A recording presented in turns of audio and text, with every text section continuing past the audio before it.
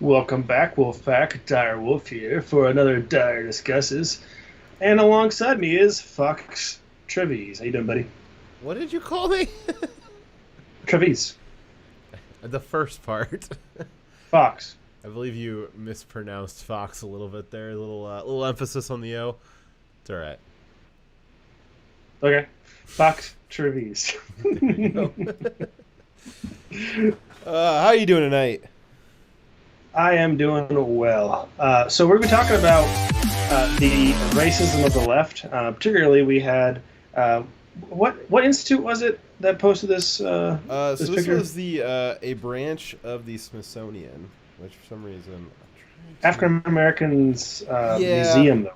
yeah. It was like the Yeah. Museum of like African American like culture and heritage at the Smithsonian, but like the Smithsonian is like I'm sure everybody recognizes the name, is like the nation's museum. Like it is the end all be all of museum curation and preserving American history and culture. And But also apparently is involved in the rewriting of said culture and also a little bit of white supremacy. Just a sprinkled in lot of bit of white supremacy, perhaps. there.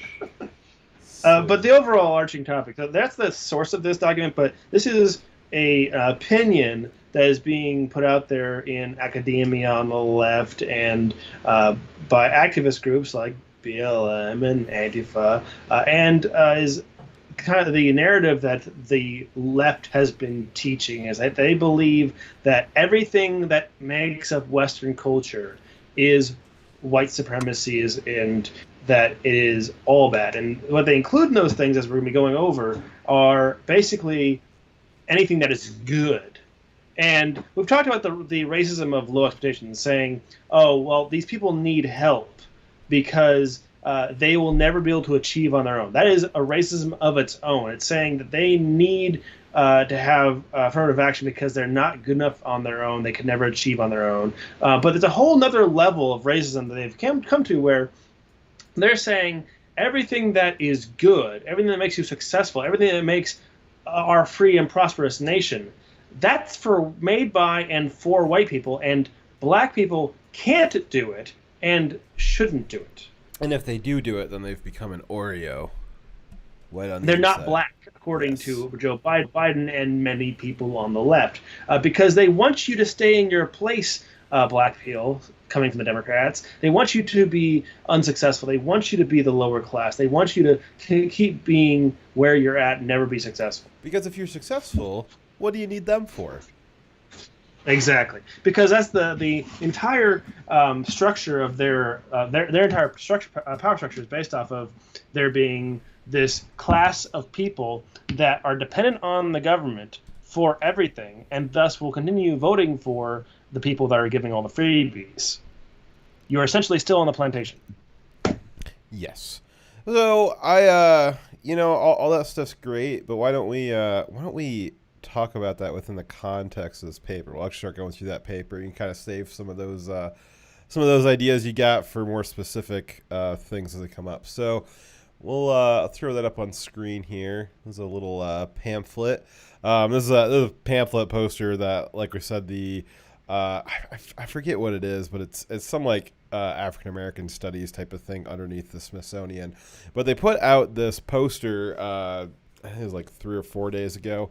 And we'll just start reading through it here, and as we read through it, Dyer will get upset, and we'll talk about it as he gets upset. So first thing to point out here is, Jokes on you! I'm already upset. yeah, that's your secret. You're always upset. Up on the right Exactly. here, I don't know who they had make this. It must have been I don't know, some graphics design student who like paid $100,000 for a really shitty graphic design degree. Look at this American flag. It is clearly out of proportion. What is that? That is awful. Yes. So this is called Talking About Race. And it is a nice, gentle teal color, which I believe is one of the least racist colors out there. There's actually a color study on it. It is the most unoffensive color. Aspects and assumptions of whiteness and white culture in the United States. It's funny because I thought that whites didn't have culture. I thought that was the general Yep. narrative from the left. But this, They got away with criticizing us for a long time, saying that we have no culture, and that's why we don't celebrate it. yeah.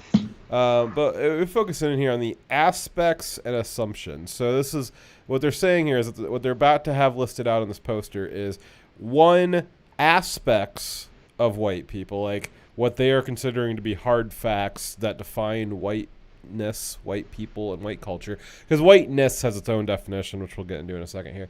And then assumptions, which is basically means stereotypes. So like you've got race realism and stereotypes of white people and white culture is basically what this title says.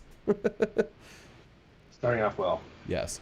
What do you understand the definition of whiteness to be, Dyer, as the left considers it? Oh, so not how I consider, how the left considers it. No, how like what is what do they mean by whiteness? Like this was written from a severely leftist Marxist perspective. What do they mean when they say whiteness? So, for whiteness for them is not a skin color. It is a way of being, and they. I mean, we're going to be getting into it, but they see clearly from this document that white people means superior. That is the definition you would take from this paper, is that they believe that white people are better and more successful naturally.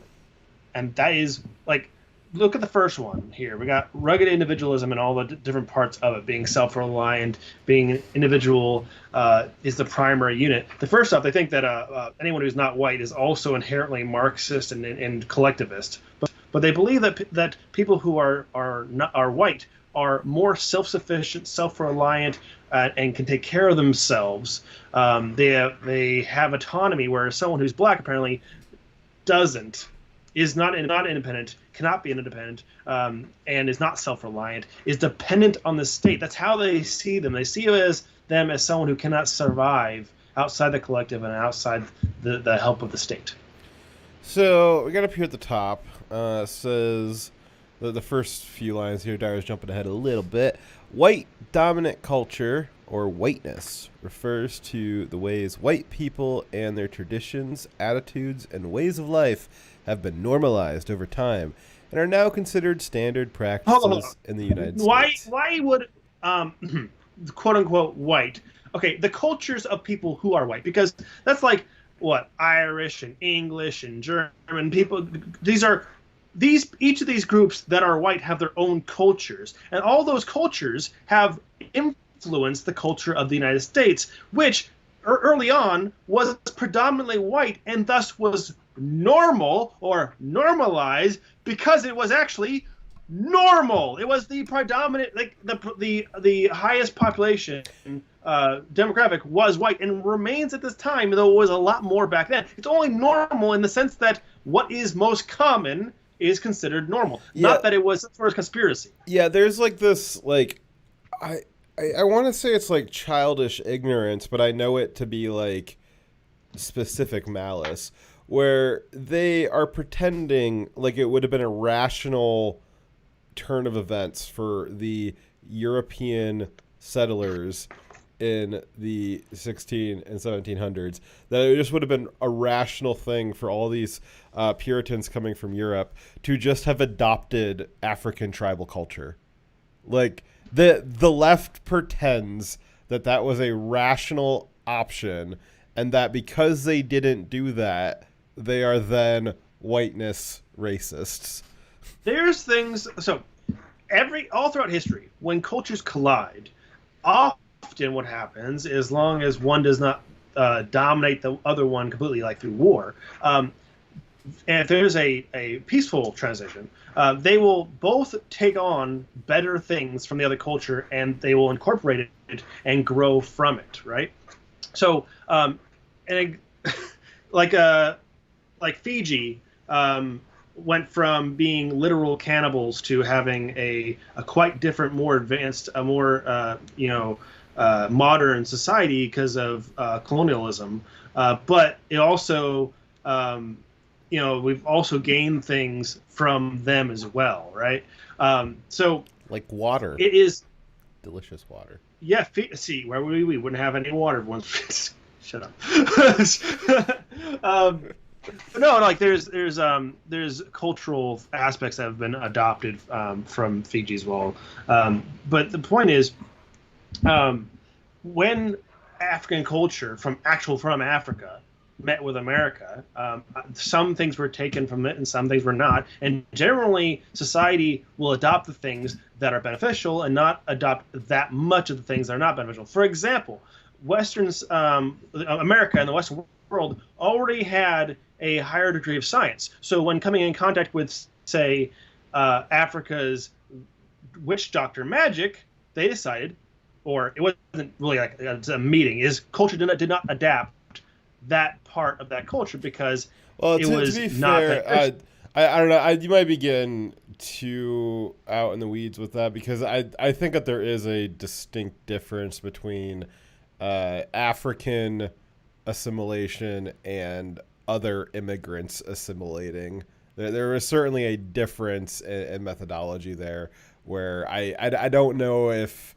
I guess you'd need to be more specific about like time periods that you're talking about. I don't necessarily know if that applies in the same way to people being brought over here as slaves versus people being Yeah, invited no, in no, as immigrants. not quite the same. No, but what I'm getting at is, like for instance, when Italians came here, I believe someone, I'm not sure if it was even Italian, someone saw pizzas and wait, is that pizza even Italian? So pizza is one of those things where it fell You know, like out. a bastardized version of pizza. I Well, mean, no, was no, made in America. it fell out of like the intersection of American and Italian. Like it Right, was neither before, but all of a sudden it came into existence because of the fusion of the two cultures. Similar to right, like tacos and like burritos and countries where those are supposedly from, those are like not the way that we eat them. Like the idea of right. like the American taco and the Americanized Mexican food, the Americanized Chinese food, like all of these things, like there was two different things that came together, and America melted them together into a Yeah. brand new thing, and that is American culture.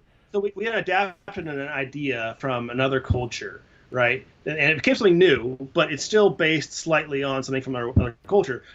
Both cultures, you could say at the time, were predominantly white, right? Yeah. But they're not the same culture, and none of the other cultures that influenced America are the same. They have different holidays, different views on religion, different traditions, different food, different culture in general. So there is no one white culture, is what I'm getting at. Yeah, like at best you could say European culture. Man, So that's so broad. There's so many different European cultures. all right, Dyer, we are never gonna make it through this. We have only read one sentence of this. All right, so we still going through this definition of whiteness. So, and since white people still hold most of the institutional power in America, I don't know about last presidential cycle. I don't know if that was is Barack Obama white. Has So there we been, have people at all levels of government who are not what white, about who are black. Chicago? Is Chicago being run by institutionalized white power with all the with their black woman mayor and all their black city councilmen and all their black neighborhood people, aldermen? Is So that white? Is that whiteness? it might surprise you, but where there is a higher population of any demographic group, you're more likely to find representatives of that community being representative of that racial group. Yeah. It tends So, that direction. so the Now, it did final before, does now. final part of this says we have all internalized some aspects of white culture, including people of color, and that internalized whiteness of people of color, that is the Smithsonian way of saying Oreo, calling any black person that is interested in getting an education, any black person that is interested in being a good person, interested in having a stable family and staying with the woman that they're fathering a child with, that is, they're an Oreo, that they're white on the inside. Anyone that's any black person that thinks that maybe being a cop would be a good way to serve their community, or starting a small business, that would be that would be an Oreo. They would have internalized whiteness. That's not me saying that. That is the left saying that. And that narrative there is part of a culture in some communities, some black communities, where they will demonize people who try to be successful. They try to discourage people from being successful because they see as being successful, even taught that being successful and trying to be successful is being white and is being a traitor to your race. They've indoctrinated so many people into a mindset of self-destructive behavior. So, all right. So we got rugged individualism, and you see this guy here. He's trying to do, I think, a deadlift with a barbell that only has weights on one side of it, and that is rugged individualism at its peak. Individualism at its peak, I think. It's something hard, and you're kind of going your own way. It's a weird piece of art. What is that? What that means? I don't know. So remember, this paper is being written as they're going to list out things they think white people are and that black people shouldn't be. So everything that I'm about to read here, these are things that the left thinks that is exclusive to white people because they think that white people are better, and things that they think that black people couldn't even aspire to, that it just wouldn't even be in their wheelhouse, so they shouldn't even try because they aren't good enough to do. It's not that they shouldn't, it's that they can't. Yes. So rugged individualism, according to the Smithsonian, whites are, for them, they consider the individual being the primary unit. They are individualists. A black cannot be self-reliant. Blacks do not have independence or autonomy. They don't value that, and it's not rewarded. Individuals assume to be in control of their environment.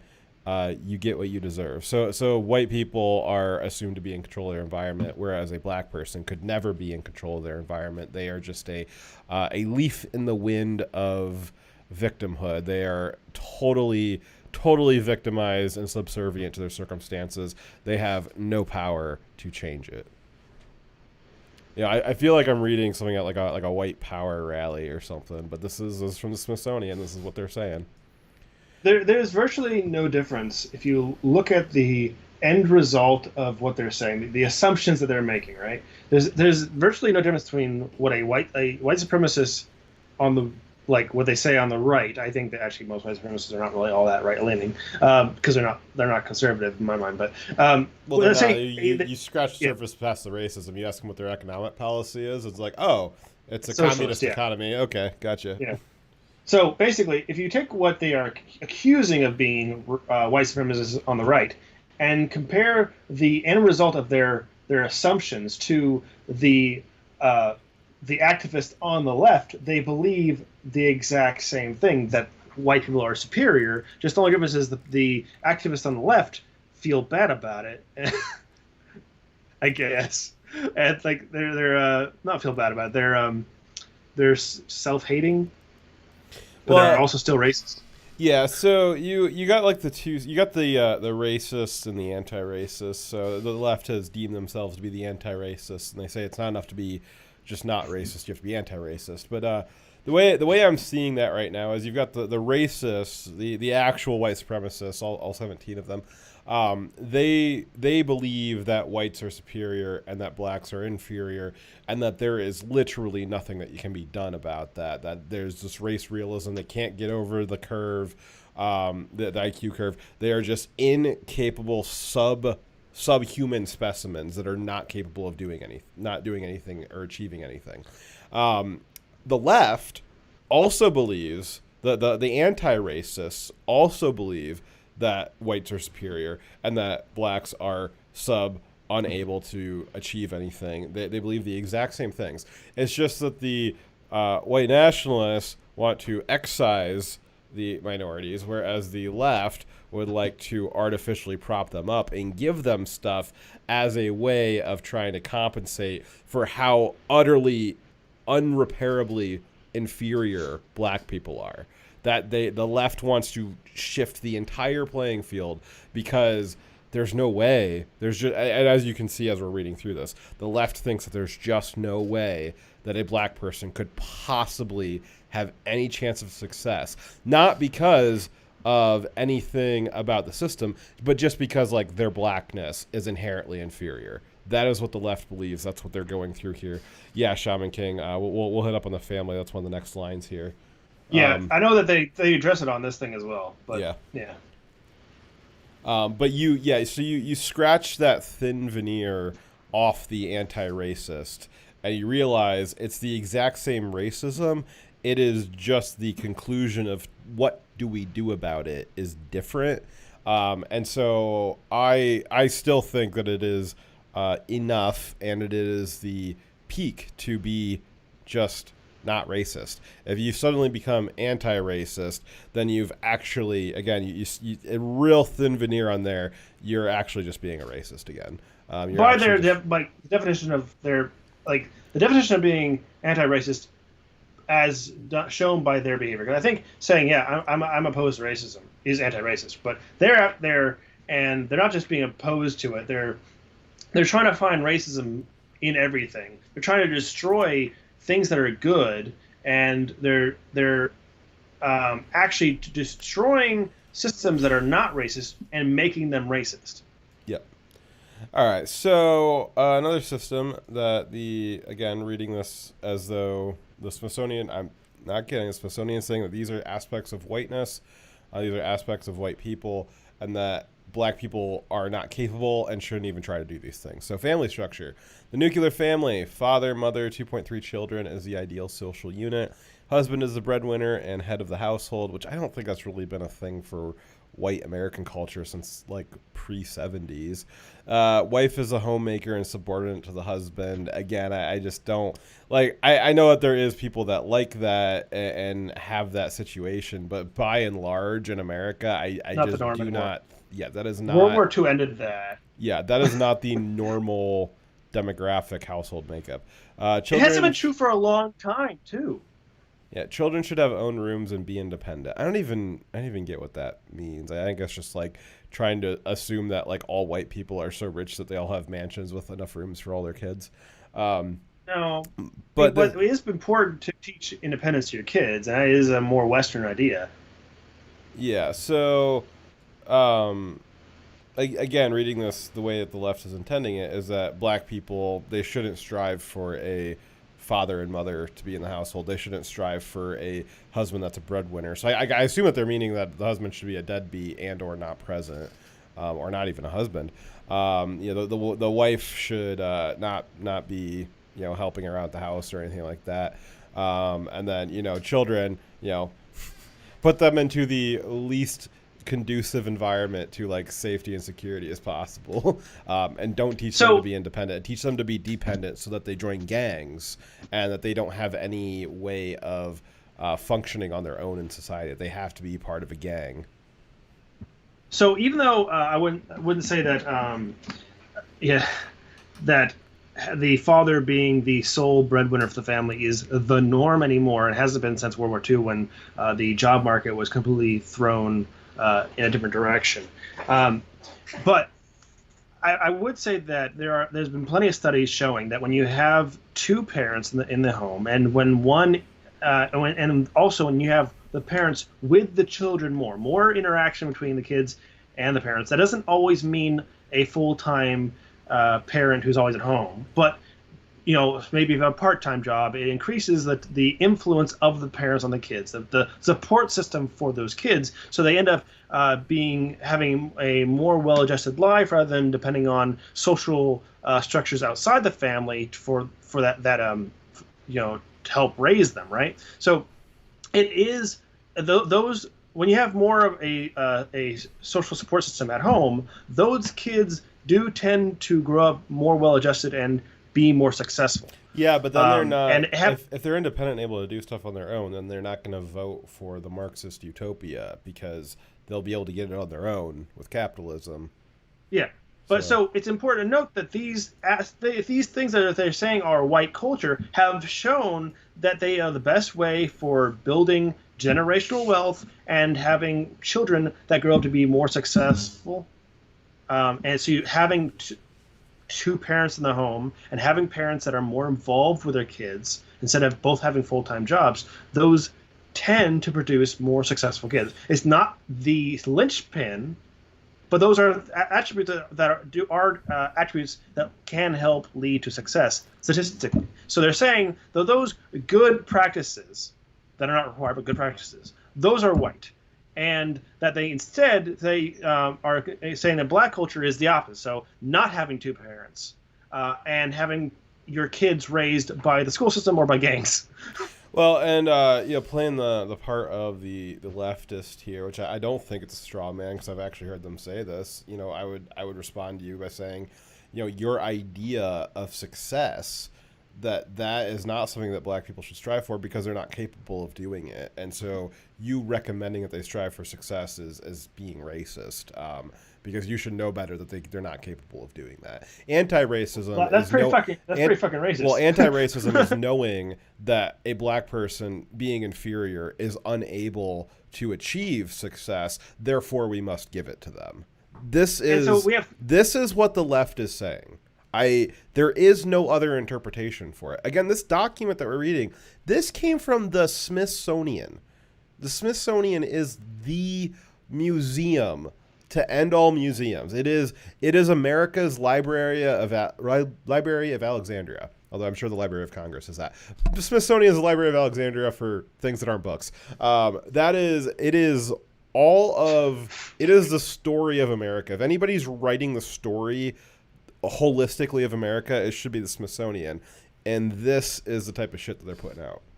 This racist drivel. I mean, good guy. If you had let's say you had what the hell's his name? The CNN contributor, the white nationalist guy. What's his name? Oh, shit. Thanks, sorry. So I fucking hell. The guy. Don Lemon? No, Don Lemon's not a white supremacist. He hasn't been. Are you sure? Around. Damn it. Damn it, Dyer, you're supposed to help me out with this stuff. Richard Spencer? Yeah, so CNN contributor Richard Spencer, let's say somehow he became president in November and Nick Fuentes is his vice president. This is the type of stuff that I would expect them to direct the Smithsonian to put out. This is the type of stuff, this document exalting how superior the white man is, which is what this document is, and how the black is not able to achieve any of these things. This is what I would expect a white nationalist administration run by him. I forget what the fuck his name is again. And Fuentes. This is what I expect them to have them put out. And it is just the most base level racist drivel. And I don't even know where they come up with this stuff. I mean, good God. How do you I couldn't even imagine just cognating this, coming up with this idea in a vacuum, it just seems right. It seems obvious that a black person could never expect to, they shouldn't be expected to have a nuclear family because they're not capable of doing it, and then writing it down and then publishing it. I just could never, how are they coming to these conclusions? I assume that they're not looking at white nationalist propaganda and then copying it, but at a certain point, I gotta wonder because it's so identical. And the crazy part is there's a lot of people who are black who are parroting these ideas we can't have a nuclear family. We can't stay married or, have both parents taking care of the kids. We can't do that. And, how are you – because, there was one professor who was making these arguments who was black in a recent story of earlier this year. And we're like, how can you not realize how racist you are being towards yourself, that you are – how bad is it that you've been convinced that you are so incapable? That is so sad. Yeah. So science, emphasis on the scientific method, or emphasis on scientific method. Yeah, there's no vowel there. The source of learning and how we gain knowledge, that how our society has developed to be as advanced as it has. So scientific method is a bad thing. So things that the Smithsonian thinks a superior white man can do, and thinks that the Smithsonian thinks that the inferior black man is incapable of: objective, rational, linear thinking, cause and effect relationships, and quantitative emphasis. So I guess we have no black scientists then. Is that what you're trying to say? Yeah. They just can't be. Well, no. Well, what you're missing here, Dyer, is that every black that's ever achieved anything throughout history, every scientist, every thinker, author, writer, movie director, artist, scientist, politician, they are all actually white on the inside. So sorry, I just never, there has never This been. doesn't this doesn't jive with the other narrative, the 1916 Project, where they said that basically all things in history that are good were made by black people, and they were just taking credit for it. And now we're also saying on the left that they are not capable of these things. Yeah, there, but that's make up your fucking mind. No. You're making the mistake of linear thinking and time thinking. So like when you're reading something that the left puts out, you're not supposed to remember anything previous to that. Like, this is the new now. You need an ever present now. 5 seconds ago, that doesn't count. Now, when you're done reading this and New York Times puts out another thing, the 1619 Project, that'll be the new now, and so you can go back to believing that. But you're not supposed to try to like make them line up at all. You're just supposed to like nod your head in bovine agreement and move on. So we're supposed to believe simultaneously that they have created all things, that they have superior intellect, but at the same time are the noble savage who is incapable of any of those things that they just claimed. Okay, fine. So simultaneously, like, they was Kongs and also like the cause-effect relationship. Like, they just cannot possibly understand consequences of their actions. Like, they were both like the most superior and like animal based and like even like sub-animal, right? I mean, like, probably your dogs and wolf can probably figure out like cause and effect most of the time, right? Like on basic stuff, but like this is saying that black people cannot figure that out, and that's a specifically white thing, and wolf. My husky found my wrench today and brought it to my office and put it in front of my door and just waited for me to find it. That was nice. Aww. And the cause and effect there was he got pets. Aww. He probably thought it was a stick.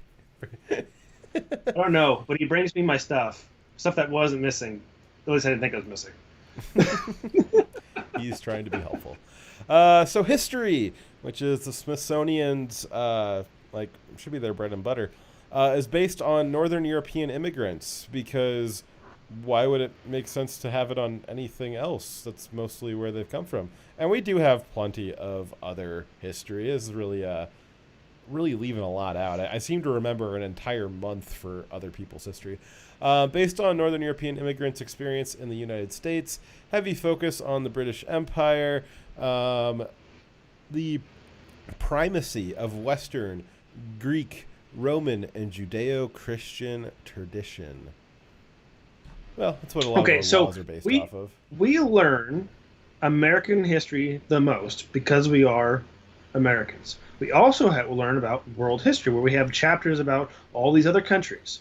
But yes, obviously, we spend more time on how the nation we currently live in, or we should be, I know they're changing that since I've been in school, focusing on how our country came to be, because it helps us understand why our country is the way it is now. It's an important thing for us to know how our country was formed and the principles from which it was designed. If you don't teach those things, you end up with a bunch of fucking morons rioting in the streets, not understanding what the Electoral College is, and thinking that we're a country based on racism because they never learned our history. Yes, we do spend a lot of time working on focusing on European history in the way that it affected how we were created, because us leaving a king that was oppressive to different religions and ways of life is important to the forming of our country. Yes, there's a reason why we focus on that history more. Well, and there's this is like where you get into like this like critical theory bull crap, where like the critical theory is just that the critical theory, like from like what the left considers it, like it's an actual like, for some reason, a like course of study in colleges, but like the theory of critical theory is that you don't need to think about it at all. Just if something is the norm, then you are to be critical of it. Because it is the way things currently are, it must be wrong. It teaches, for some reason it's got the word critical in it, yet it is specifically requires and actually is antithetical to critical thinking. So in this history part, it explains that, again, the whole premise of this paper is that these are things that are white, and they're trying to explain that, whiteness is bad even though it's superior. This is what they're saying. There's a problem. There's some kind of problem with Judeo-Christian tradition, that because it is the norm, that there's some kind of problem with our history with the British Empire. They don't explain why that's a problem, and it'd be interesting to hear their argument as to why those things are problems, because I would love to come back with, in counter argument as well. There's you can kind of a la carte pick your little cherries out of the Judeo-Christian tradition. There's a lot of good stuff in there. A lot of really great stuff from the British Empire with common law. They did a lot of good work over about 1,000 years on figuring out theories on human rights and politics and all that sort of stuff. Now America massively perfected that, but it all has its origins with really British values and Judeo-Christian influence. Really, most of the great things about where our founding ideals came from can be traced back to mostly those two things. And so there's a discussion to be had, but as we know at the left, they're not interested in a discussion. And critical theory says there need not be any discussion because there's no reason to think about it, because it is the current establishment. It must be wrong. That's the only thing that you need to know about it to know that it's wrong, is that it's the current establishment. There's no need to discuss. It's a shortcut in thinking, or shortcut to thinking. It's a shortcut. Instead of actually thinking. No. It is a shortcut to action. It is a short circuit of thinking. Right, so that's what I'm going to say here. Yeah. You're avoiding actually thinking by having this this easy button. It's just, it must be bad. Don't think about the cause and effect and why it is good or bad. Actually viewing it critically. They just this is a way to make a decision without having to think. It is that's what I've been teaching. Yeah, it is like the crystallization of being a hipster, where you think that you're cool because things that other people think are cool, you think that they're stupid. And this is just the educated official definition of being a hipster. A lot of this stuff, and that's really, Marxism as an idea in general. If you wanted to be really flippant about it, you could also boil that down to being a hipster. Oh yeah, man, Western society, man, that's not cool. I thought that was dumb before it was cool to think it was dumb. That is this whole idea of Marxism. It's just anything that is current establishment. And I really think that it is the Marxist influences that the universities have had over the last 40, 50 years that got the entire idea of critical theory in there. They kind of laundered it through Western universities and got it rebranded, got a new name for it. Doesn't have a connection to Marxism directly, but if you look at it real close, you can really see the Marxism in there. And critical theory is something that they've been teaching at colleges for a very long time now. And they've got we see the generations that they're out in the streets. So they're not hard to find. I would be very surprised if you of a random collection of 10 riders, Antifa riders, if there was less than 8 of them that had taken a course in college that was based in critical theory. This is a thing that's very pervasive in the universities. Yeah. Still, Protestant work ethic.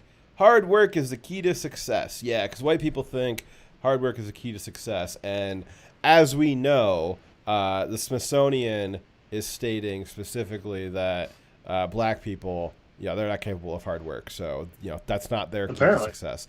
Work before play. Yeah, so that's apparently a white thing too, according to the Smithsonian. Black people are not capable of delayed gratification.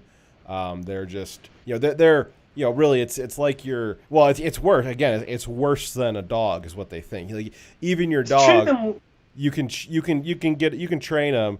Keep the little milk bone on his nose for a few minutes before he eats it. Get some delayed gratification. The Smithsonian thinks that black people are so inferior, they're not even capable of being trained to do that. There's no reason to expect them to delay their gratification. It's talking down to them like they're less than a 5-year-old.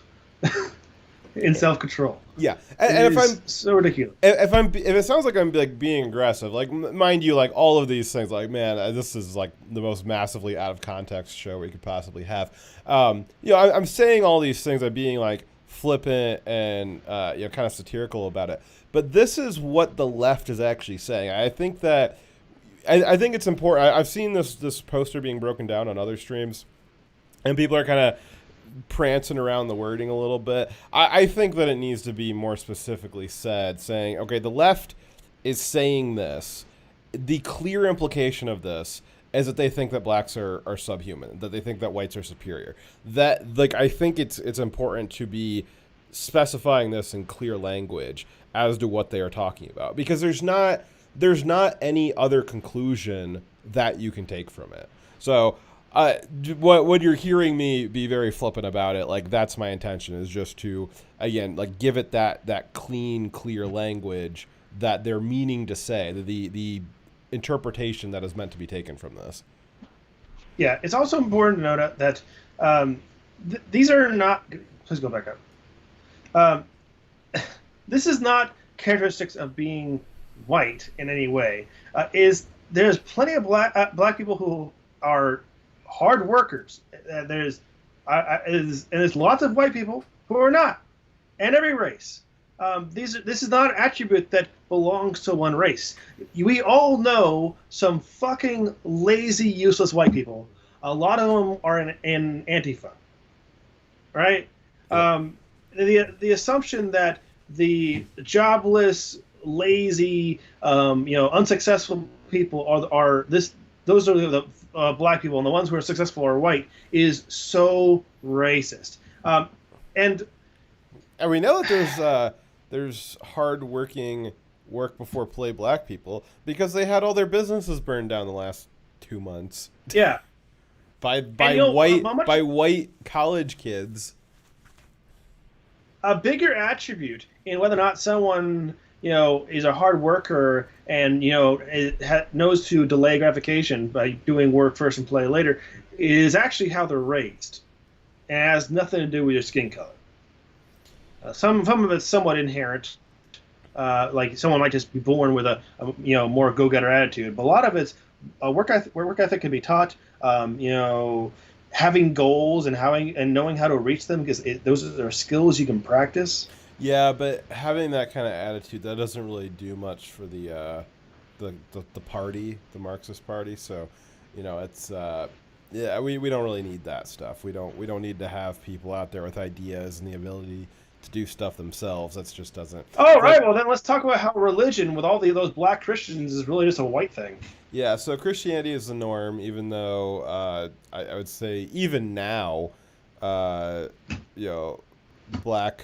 blacks in America are like much higher propensity to be religious than whites are. Certainly from my experience.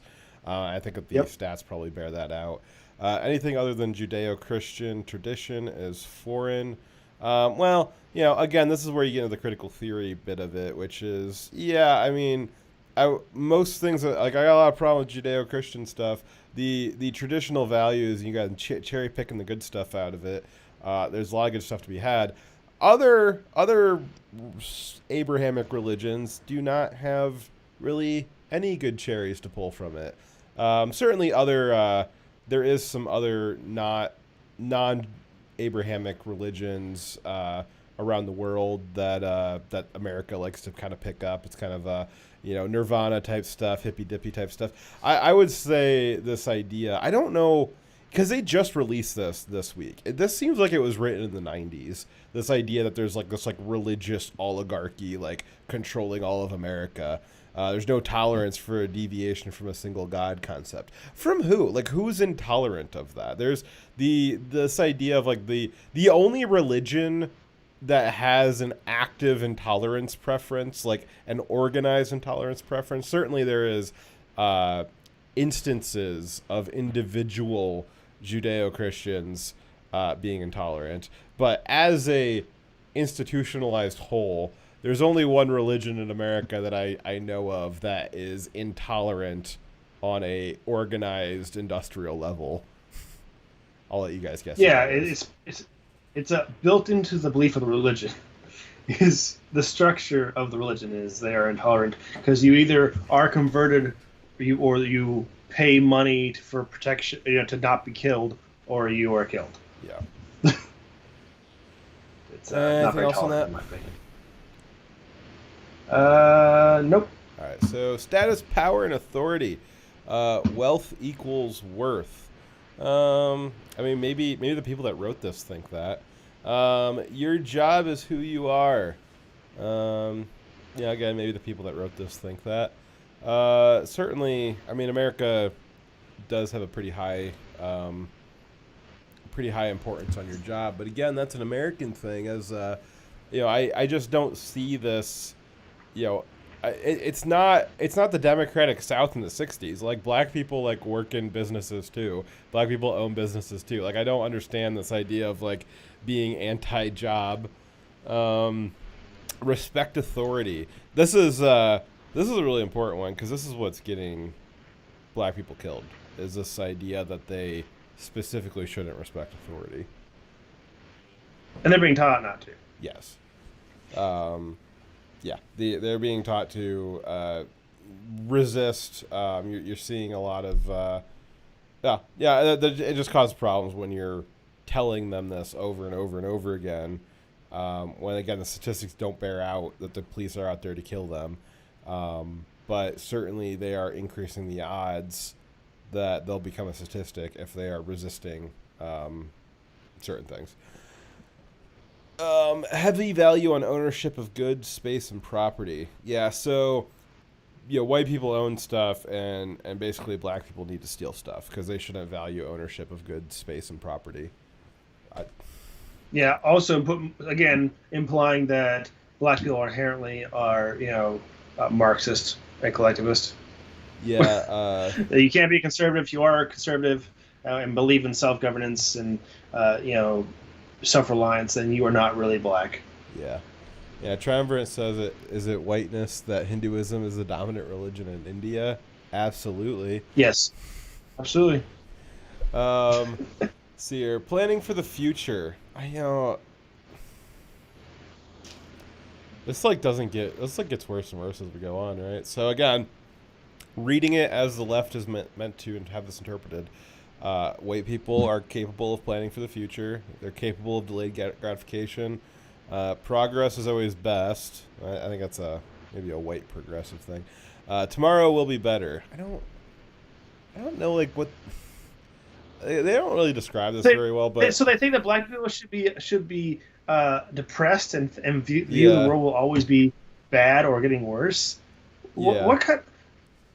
What? Try to imagine one black person with all of these attributes in the negative, and that's what they think this person is. What they think all black people are alike. Yeah, like they're incapable of planning for the future. Again, they're worse than a dog. They're not capable of delayed gratification. Like a goldfish, 10-second memory. Yeah. Time, follow rigid time schedules. Time viewed as a commodity. Again, that's pretty racist. This is the old joke of like colored people time, right? So the left, these are Smithsonian.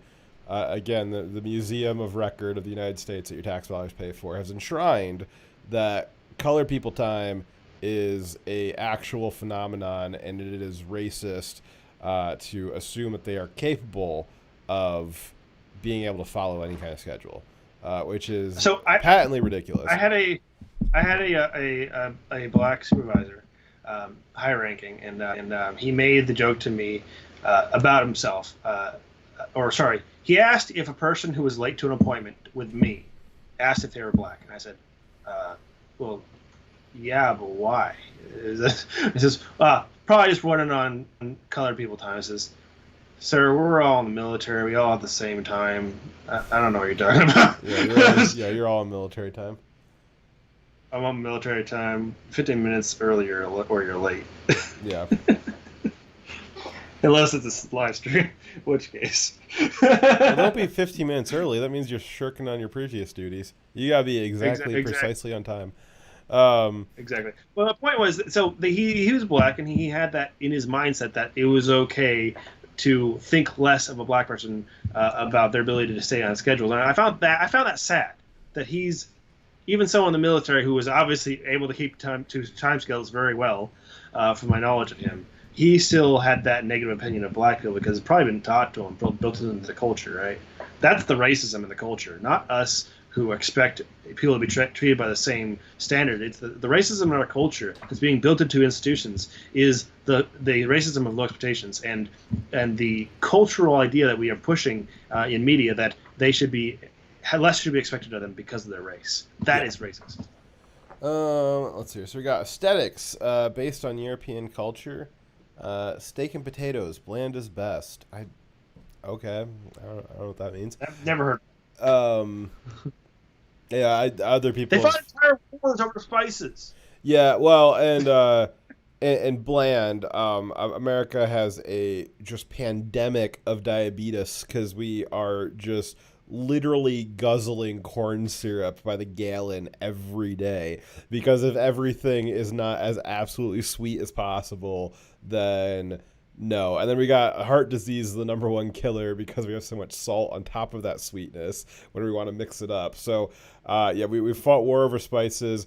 We have so much sugar and salt in our food that it is literally the number one killer in America. There couldn't be anything more wrong than it is white culture that bland is best. I believe, somebody might in chat maybe want to look that up for me, but I'm pretty sure it's like in the top 3, if not the very top, for cause of white men dying is a heart attack, which is usually caused by a high sugar and salt diet. Yes. Women's beauty is based on blonde, thin Barbies. Okay. Okay, so how do you explain me and my wife? I don't know, man. Am I not white? Yeah, are you you're the vanilla Oreo, or like the reverse Oreo? It's probably, or maybe she's the Oreo because she's internalizing you. Definitely is. Moving on. Let's see here. Man's attractiveness is based on economic status, power, and intellect. Well, that's just like a girl problem. Like that's not white people. That's just girls being gold diggers. No, that's just a natural tendency for so a lot of women whose interest is to have kids, they look for a provider, someone who has wealth and position of power that someone can provide for them, right? That's a normal human instinct and is one that helps families to be more successful. So it's that attitude is kind of propagated through society because it's successful. You know, it's funny that as we said earlier, is that this whole idea of like this paper and like the left in general is that they simultaneously want you to believe that black people throughout history were the kings and culture providers and the builders of all the great monuments, and that at the same time, like they're also like subhuman, unable to have any kind of rational cognition, can't understand science or time or cause and effect. And then on the white side, you've got both, white culture is just like, trailer trash kind of stuff, going and waving the Confederate flag, trailer trash, and then also like powerful business leaders and intellect and like business suits. Like it can't be both, but it's always both. It's just whatever the worst, whatever the current situation dictates the worst thing is, they will just make it. It's just jujitsu all the time, just continuously changing shape. Whatever the situation demands, they just convert their ideology. There's no consistency to it whatsoever. Yep. Alrighty. Holidays based on Christian religions. Yeah. Yeah. What's the prominent religion of the people that came and made our country initially, and what is the most common religion in the country today? Christian religion, or variations of it. It also has just become part of our culture because, not even secular, like Santa Claus. For God's sake, is this a marketing campaign?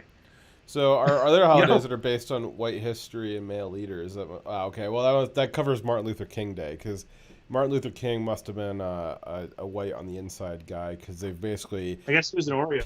they pissed all over his tradition. But his holiday is my least favorite because it always sneaks up on me and the banks are closed, and I like always get confused as to what's going on. I'm like, why is the banks closed? Um, there's entire months based off of there's Hispanic month, there's Black History Month, there's all kinds of stuff. There's other holidays that have to do. I mean, they want to pretend that like Columbus was white, but he was Italian. So I mean, like, there's an argument as like whether or not Italians are white. Like they used to not be considered white. And again, it's this idea you don't require consistency. It's just white is anything that we don't like. Is basically what this is. Right. The problem is, even when they have, even if they finally no longer have white people as a problem, they then go on and start attacking people who are lighter skinned. They just need someone to be the enemy, and right now it's white people. Yeah. Let's see here. So justice is based off of English common law, and I don't know why that has to be I mean, it started off, if you want to call it, as a white thing. I think it really started off as a Renaissance thing. It came out of this idea of, using your intellect and not, thinking about stuff. It was the great thinkers that came up with English common law, and it was, it took centuries to refine it over and over again. And it really is a legacy. I don't think it matters who made it. It is a legacy of Western culture that was gifted to the world, and they absolutely refuse to. The left will absolutely refuse to look at any of the merits of it. They just say, well, because some white guy made it, because it is the way things are. Critical theory, you just got to throw it out. Like, don't think about it at all. Don't make any arguments about it. Don't discuss it. It just must go. And there's no room for understanding how amazing that is, how amazing English common law is. I don't. There's very few non-European countries. Well, there's very few countries outside of America and the UK, maybe Canada. Certainly the UK's legacy of nations that it gave birth to. We all got this amazing tradition from England of English common law. And you can really see the difference between countries that don't have that and countries that do have that. Really, the most highest contrast right now is Hong Kong and China. You have Hong Kong has this legacy of English liberty and common law, and up against Chinese authoritarians. And it's just this idea. I don't even know why I have to make an argument for it. It's just on its face good, and I feel like I want to make an argument about it. But the left, because of critical theory, there's no room for debate. There's no intent to debate it. There's no reason to. It just must go because they use that shortcut. I don't know why people are paying $100,000 for these courses. It's really simple to explain. Like there's no philosophy to it. It is just the most lazy Marxist drivel encoding that you can get into people, and there's no intelligence or critical thinking in it. For some reason, it's called critical theory. And then they go on to say that protecting property and entitlements is white supremacy. So you were saying that black people don't ever want to have their property protected. You think that the black store owner or black restaurant owner that lost their property, that they didn't deserve it because they don't value it, but white people do? No.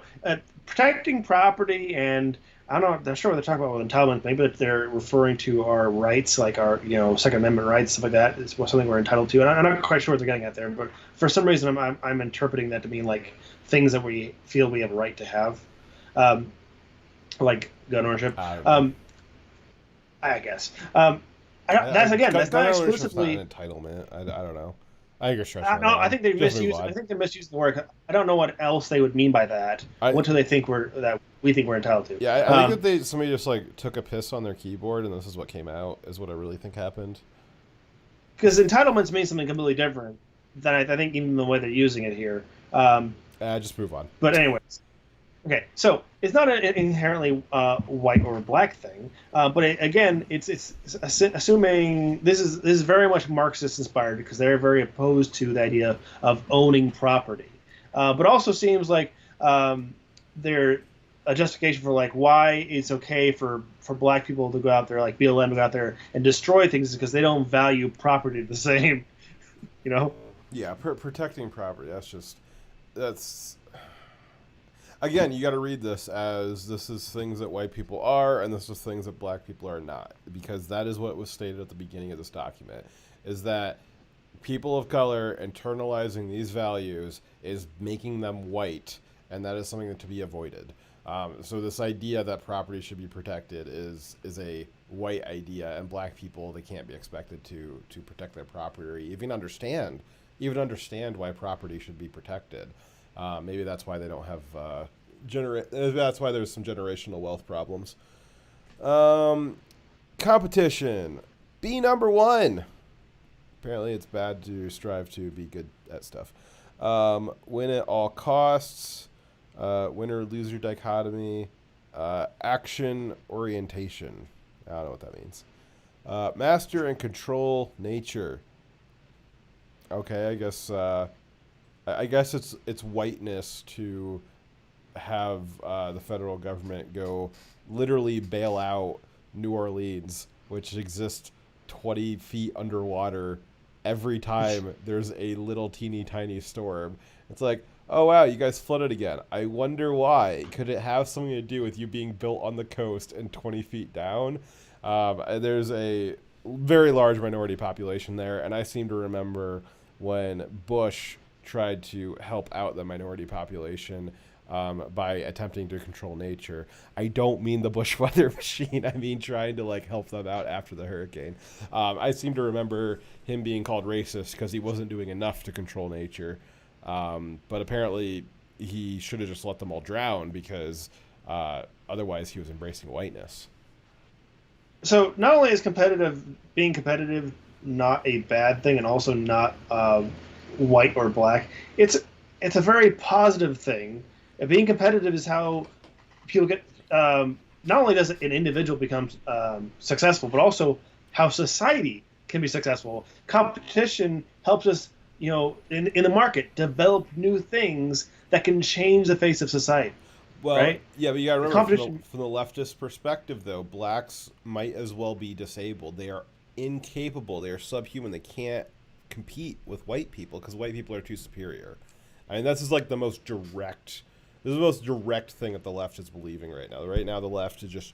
I think you can sum it all up to competition. Just their idea is again, their idea is the exact same idea that Richard Spencer has. Is that blacks are sub? They cannot even come close to competing with the superiority of whites.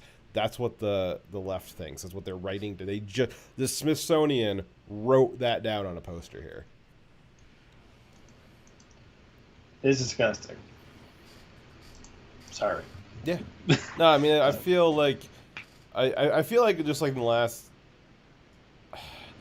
this sort of stuff's been coming up for a while, right? It's just not been like we had the various studies over the last couple of years, like these like supposed research papers about like black people are like time wizards, like they have no concept of time and all this stuff. There's been different things about like, oh, we need to give them handouts because, be white saviors, give them handouts because they just can't get along with it. And it's been like kind of sprinkled in there over the last few years and been kind of growing. But certainly in the last like 3 months, like it has just taken off with like a vengeance. And I feel like we're back in like the civil rights era. Like I feel like this is what like the 60s must have felt like, where you got like the white progressives trying to be like, hey, like, can we maybe stop doing all this Jim Crow stuff and all this like segregation stuff? And you got the white supremacists who are just like, no, like we need like the Democrat KKK saying like, no, like we need to keep this in place. And all the the normal people that were fighting for civil rights, just what are you guys talking about? Like, this is insane. You guys can't possibly believe this. Like, that's so outrageous. Like, these are human beings with agency. Like, how can you say this about them? Like, I don't like, where are you getting this from? It's just so insane, and there's no link to reality. There's no justification for it. Like, there's no argument. You're just saying these horrific things to justify your racism. Yeah, I feel like definitely like the last 3 months, I just feel like we've been just transported back to the civil rights era, except for instead of having a government that is largely either supportive or ambivalent to passing civil rights, um, it is the all power structures in society have been taken over by the left, and it is just a very few people that are saying, hey, you know, could we maybe go back to the time when we are, looking at people by the content of their character, not the color of their skin. And it's just, it's probably in a lot of ways harder just because there's such a loss of control over the cultural institutions. Yeah. Um, it's so nakedly racist, though. It's again the only reason why this can fly, that they can say these things, put these on paper, so proudly publish them, is if they have had never been taught actual critical thinking skills, like you said, and we've come across this problem. Whereas, how do we fix that? We have all these broken people out there who don't know how to think properly, don't know how to analyze their own thoughts and think of the second, third, and fourth order effects of their decisions. They don't understand what the logical conclusion of what they're saying is. They literally don't understand how saying these things, that they are under a thin veil of not racism, they don't understand how the implications are exactly the same racism. Yeah. Um, there's this interview tape going around recently that kind of resurfaced from, I think it was like the late 70s, early 80s. It was a KGB spy that I forgot what it's called. He defected to America, and he was giving an interview about what the collapsed Soviet Union had been attempting in America, and there was this large attempt all throughout the Cold War to infiltrate the universities and sow these seeds of Marxism across the universities to try and flip the culture. And it was kind of a long-term plan. The Soviets didn't think that they were going to be, certainly now it's kind of funny to look back and be like, yeah, why were the Soviets long-term planning? Like, they didn't know they were going to collapse at the time. But they, just because the Soviet Union collapsed, those seeds that they sowed in the American institutions, it seems pretty clear with the rise of Antifa and the way university culture is, that something happened. If it didn't come from the Soviet Union, then somebody else was sowing seeds of Marxism. But the Soviet Union claimed responsibility for it, so I say it was them. But this guy in this interview, this former KGB officer that was describing what their intent was, is he actually said in the interview that the process would create a generation of people that are so, their minds are so broken and incapable of thinking that even if you wanted to, you would not be able to re-educate them, because the Marxism would have so thoroughly broken their brains. And so I see that happening. Certainly, I see that happening. I just don't see how there was I forget what his name is, but there's this guy that is famous for having de-radicalized like a couple hundred white supremacists, and he's a black man, and he was recently attacked by white Antifa kids, and he tried to do what he did with the white supremacists. He tried to his techniques to try and de-radicalize them, and this was within like the last few weeks. He said, I don't know I don't know what this is. I've never seen anything like this. I tried. Again, you're de-radicalizing, 200 some skinheads with like 8/8 tattoos on their face. Like, you got some pretty good skills. He sat down with some of these Antifa guys. Nothing. He has no idea what the hell to do with them. He's like, I do not know. I don't know what this is. So the thing is that those racists, they were not broken in their ability to rationally think. They were filled with hate and prejudice and misconceptions Exactly. of the people they didn't know, but they weren't broken in their ability for creative and critical thinking. Yeah. So what's the institutions have done? Again, this former KGB officer was describing in the '80s. He said this was the goal. And that's why that interview is making the rounds again. As 40 years later, as people are looking back at that, saying, "Oh, wow, he called that out a long time ago. He said this was a long-term plan, and he said that this would happen. And hey, look, these things are happening." He said that there would be a generation of people that are Marxists with brains that are incapable of making rational decisions. And hey, look, we have a whole generation of Marxists that are incapable of making rational decisions, and they are incapable of being educated back. Um, yeah, it's weird to like use that language as like re-educate them back, but um, there is. I'll be a little bit biased and say that our way of thinking is better, mostly because it involves thinking, and to the extent that I need to re-educate somebody into the ability to think. Certainly, that language, that specific wording sounds bad, but I stand by it. I mean, it's true. So the way your brain works, I think I may have already said that. Stop me if I explain this. I'll try to keep it short. But everything you learn is based off what you've learned before. And if you either miss a window in your education, so there's like the language window. If you don't learn language by a certain age, you will not learn spoken language.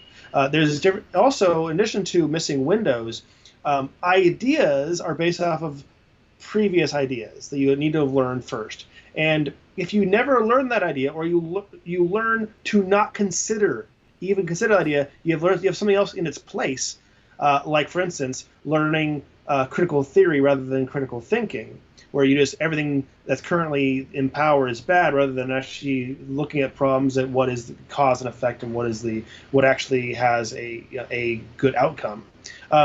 You prune off trees of thought your brain could have developed a had, Possible and futures, yeah. possible futures of your brain. Like there's if you don't learn one thing, let's say I can't think of an example. I'm sorry, but there's like one small little thought. Like you don't learn the idea of delayed gratification. If you Yeah, don't learn that, yeah, then independence. you'll never learn to be independent or to do a lot of the more complicated ideas that are built off of delayed gratification. Each of the complicated ideas we get as adults are based off of many smaller ideas we learn as kids Yeah. or young adults. There is a study done. I saw a TED talk on it, which I'm sure that the scientist is going to get strung up and put against the wall for having researched this 7 years later. Um, but it was called. I think she wrote a book about it, but it was called like The Million Words, and it is this childhood development theory that your child needs to have heard 1 million spoken words by the time they are 5, and kids that get over 1 million spoken words that they've heard tend to do better, and kids that have under tend to do worse. And they did a bunch of studies with putting recorders and stuff like that with different types of families, and there was this really hard trend of minority families having not just a little bit less spoken language, but dramatically less spoken words. As low as 200,000 words over the course of 5 years that the kid heard. It is, and that caused. She was able to link that to this massive disparity in intelligence potential. This I you go talk to Stefan Molyneux and he thinks it's all set in stone, based off this hard average because he has no concept of statistics. That's his white superiority for you.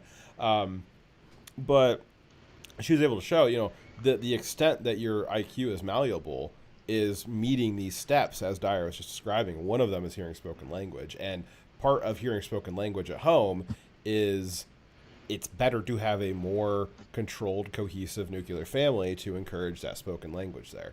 Certainly, there's substitutes for that could happen, But the best way to get that done is by having parents that are there that are talking to each other and even talking to their kid, even if the kid doesn't understand it yet. But just hearing those words, their brains are ready to soak that up. When you're born, your brain already has all the hardware ready for language.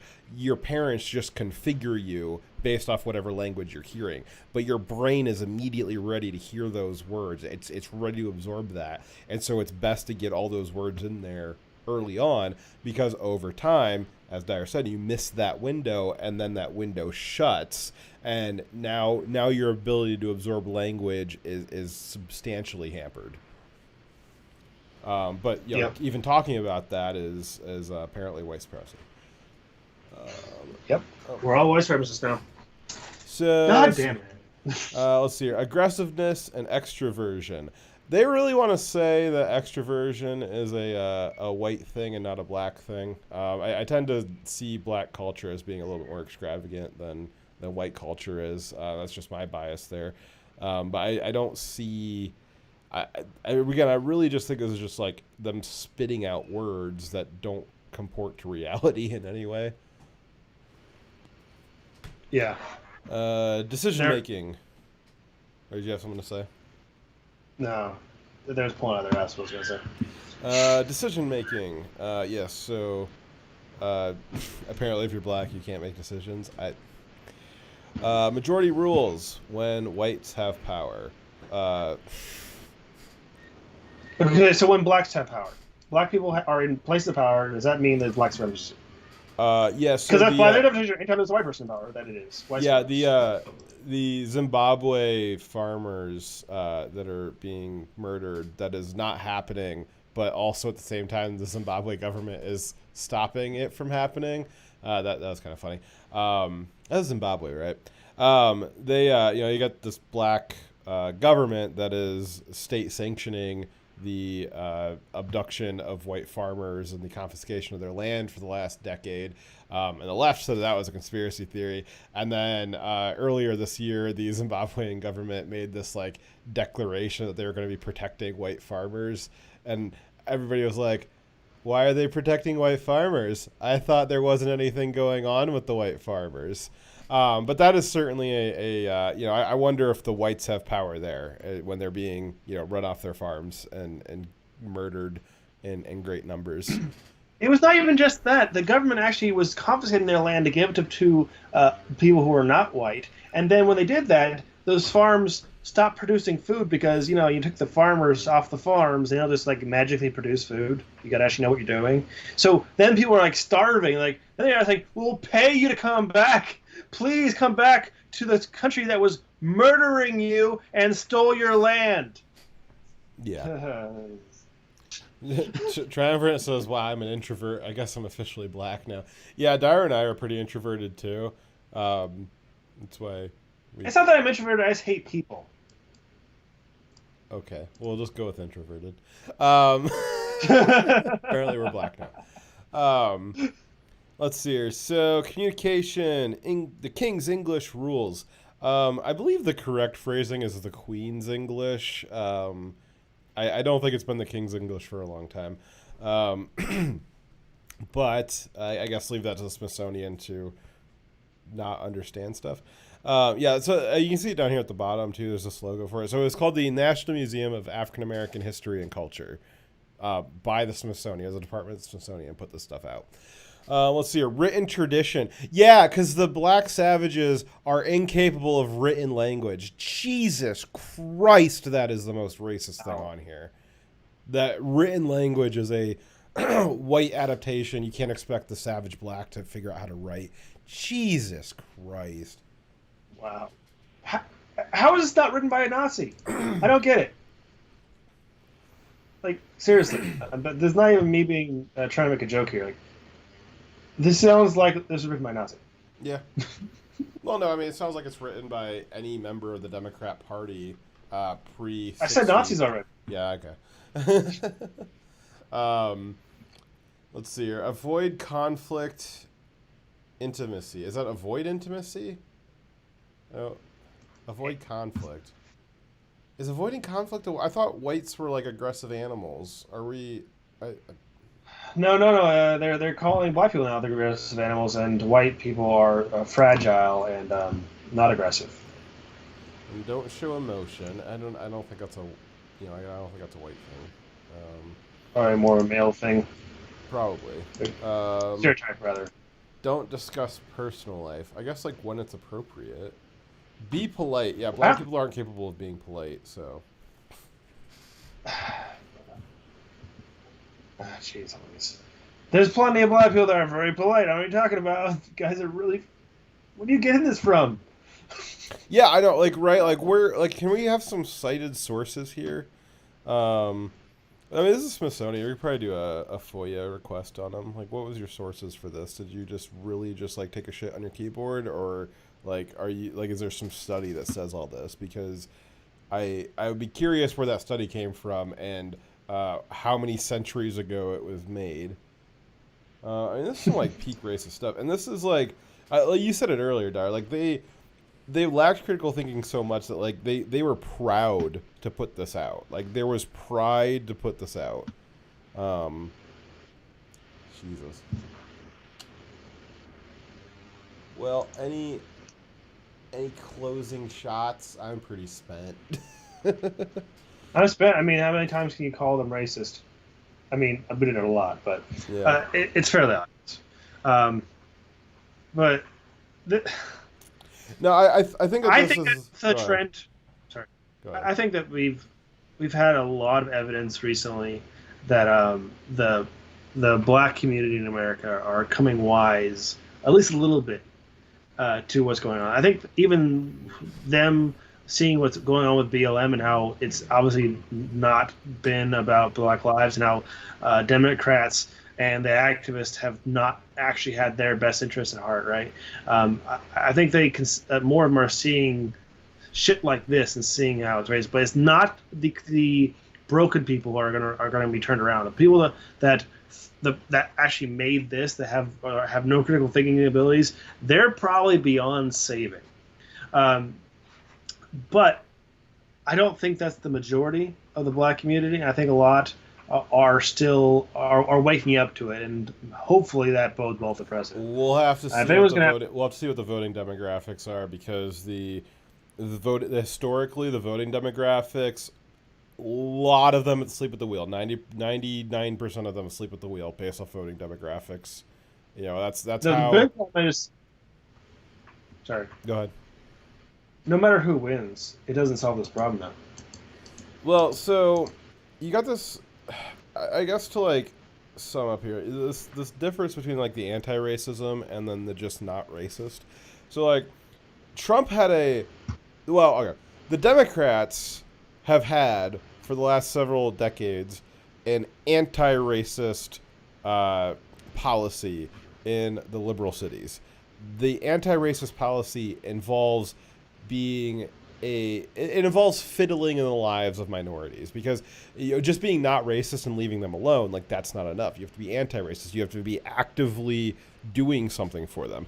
And so we see for the last 50 years in all the biggest cities, completely run by Democrats, not a Republican in sight, the left just continuously for 50 years, for 3 generations, fiddles and fiddles and fiddles in the lives of minorities over and over and over again.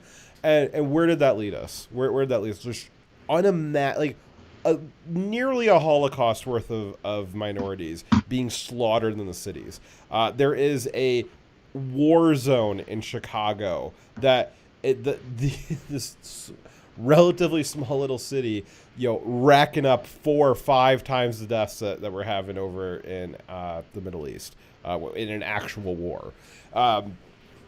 Just unimaginable poverty. And over the course of the first 2.5 years of Trump pre-COVID, just 2 years of not being anti-racist, just not racist, and leaving them alone, and not fiddling in them, and pulling these regulatory... Again, a lot of the fiddling the left likes to do involves regulation, and that tends to harm these minority communities that are trying to get a leg up. And just by removing those, Trump just pulling those out of the way, not fiddling with them, leaving them alone, absolute historic record unemployment, or low unemployment for minorities. I mean, it was down at like sub 3%.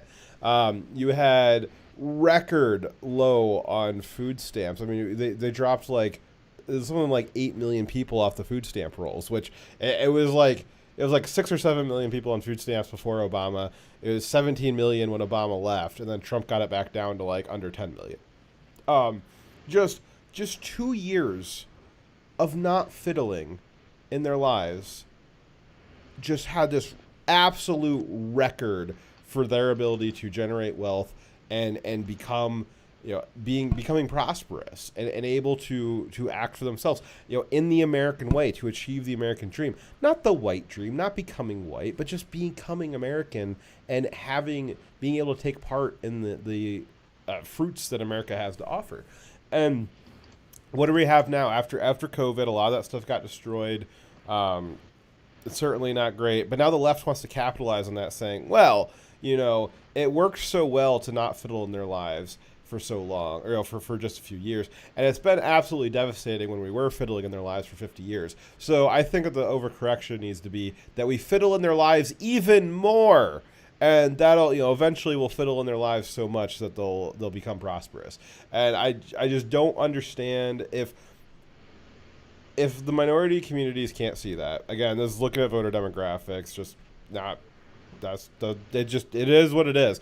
Minorities overwhelmingly vote Democrat. They are overwhelmingly voting. They overwhelmingly have voted for this fiddling nature that the Democrats have, that the leftists have. They have an opportunity this time around. They saw what it was for 2 years. They have an opportunity. If they cannot wake up to this, then it doesn't matter how many shows Dyer and I have. It doesn't matter how many other commentators are saying, like, hey, the left is basically the new white supremacists. You can see it there. They just have slightly different conclusions, but it's the same ideas. If the minority communities do not wake up to who they need to be voting for, there's nothing anybody can do about it. Nothing that can be done about it. They have been, and they will continue to be digging their own graves if they continue voting like that. Yep. But it's up to them. All we can do is all we can do. I mean, but it's further to actually have a solution. It's going to require them to make the right choice. Yeah. Anyways, this has been horribly racist. Yep. We'll see you guys tomorrow for the news, because I know this wasn't news. Everyone knows they're racist. This was just a lot of evidence of it. Yes. All right. We'll see you guys tomorrow. Bear Wolf out. Should be signing off. See you guys.